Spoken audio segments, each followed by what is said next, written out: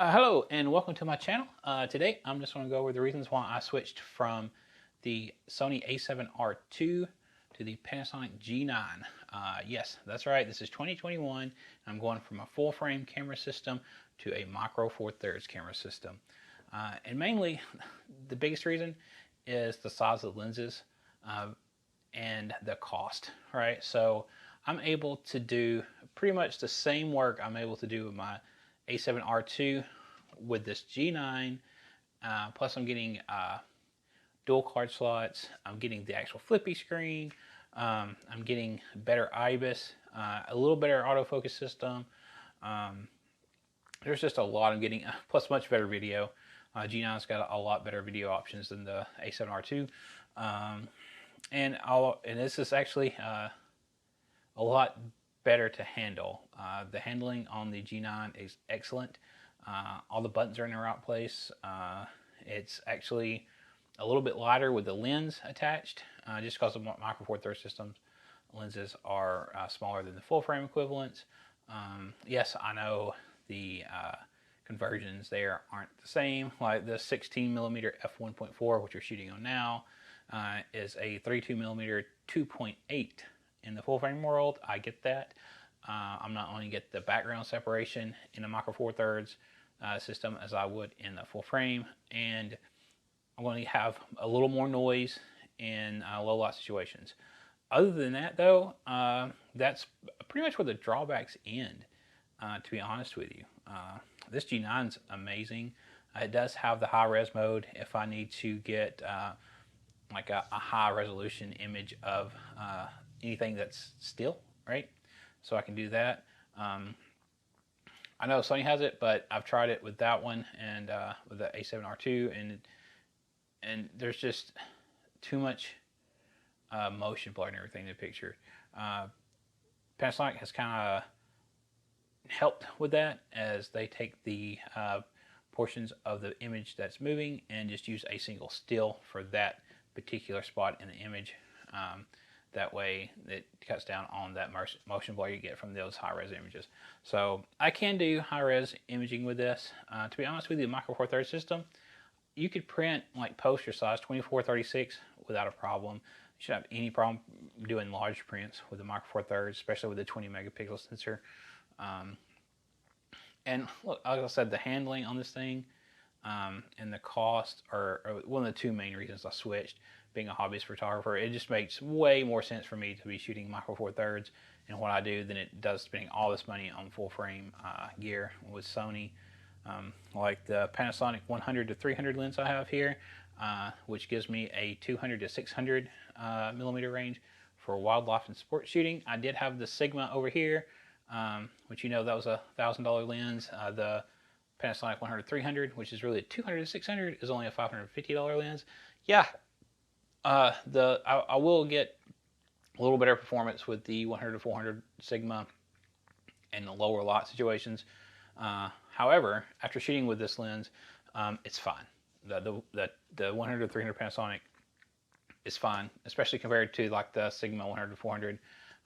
And the size comparison though, that Sigma lens was so much larger. Unfortunately, I don't have it here because I've already sold it on eBay. Actually, all this gear here has already sold on eBay. And I've actually got enough money from selling this gear to roll over and purchase all my micro four thirds gear. And I still have actually some money left over. Maybe, hopefully, I will be able to go out somewhere now that some of the COVID restrictions are lifting. I do have my dual vaccination, so I should be good to go as far as travel and be able to take some travel photography and do some more videos and just enjoy the camera here. I got my new camera, so really excited about it. And travel photography, yeah, the micro four thirds is probably one of the best systems for that, just because the size of the lenses. They're just a lot smaller, and it's easier to travel with smaller gear. If you're going hiking, it's actually less weight to carry, and depending on what type of terrain you're hiking on, that can matter a whole lot.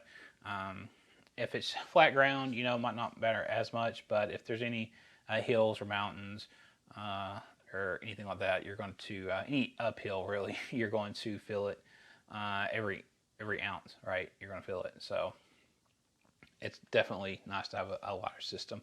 Now that being said, the G9 is actually a little bit larger as far as the body is concerned than the 87R2, which I was a little surprised about, which I prefer because the grip fits my hand so much better on the G9. It's amazing how well this camera handles and how good it feels in the hand when you're shooting with it. So let's see what else. Okay, one last thing I'll have to go over is just the fact that I know a lot of people, more popular photography channels, they kind of want to downplay Micro Four Thirds like it's going out or something, and I don't believe that for a second. I think Micro Four Thirds has got a lot of life left in it. They just released, or Panasonic just released the GH5 Mark II, or at least announced that's releasing soon. I know it's up on B&H for pre-order for sure, and at $1,600 for what it does, I think that's going to be a great price point for some people wanting to get into more video making, right? They got the live streaming features in it. It's definitely going to be able to be used by professionals, and it's only $1,600, which you think, oh, that's a lot for my, not really. The video features, and that's going to be competing with the like A7S III, the Canon R5.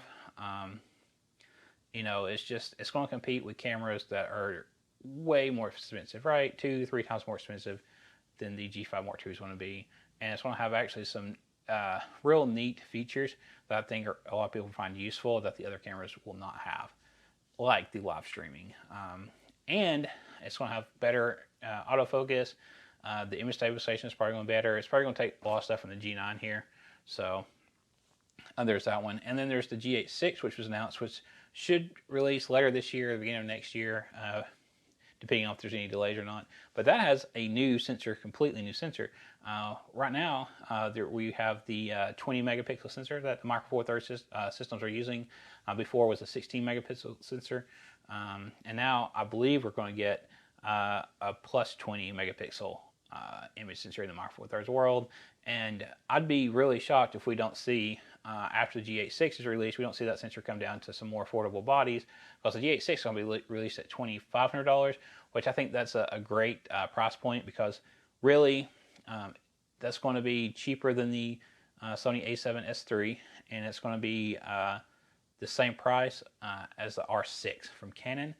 And I think it's going to have better video features, and the still functions on it's probably going to be really good as well. So that's a really good price point for that camera, and it's going to definitely hit above its weight.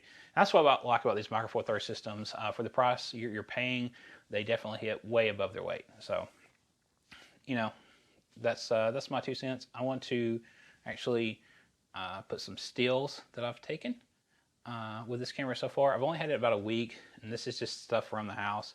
But I want to have some images that I've taken tied onto the end of this, so you can kind of just look and see what type of quality you're getting from this, which is really great. This thing is awesome. The Panasonic G9, I'm very happy with it. And I've shot Micro Four Thirds before with the Olympus OEM5 Mark II, which is really my first mirrorless camera I ever purchased, and I really enjoyed shooting with that. Looking back, I wish I never sold it, because I thought I wanted to go. Tried Canon out because the autofocus system, and I realized that, well, it doesn't matter really what system you're using. You just have to develop your technique, and once you get that developed, the autofocus system, usually you can work around any flaws or issues with it fairly well. Today, the G9's autofocus system's great. The A7R2, you know, was pretty good too. So, but this one is better, although this is nowhere near like the A7S III or the A9 or anything like that, or the Canon's autofocus. But like for an R6, you're paying $2,500. The R5, you're up above $3,000. The A7R3, you're above $2,000. The A7R4, yeah, I believe you're above $3,000 there as well. The A7S III, you're above $3,000. So you can see just for the body alone of a camera that can do what my G9 does, I would have to spend probably $2,500 plus, and I'm probably not going to spend that with my whole setup, right? All that's including all my lenses and everything. So that's, for me, that's way more important. So I digress. I said you can look at the images I'm posting in the video, and you guys have a great day. And yeah, awesome. Thanks for watching, guys.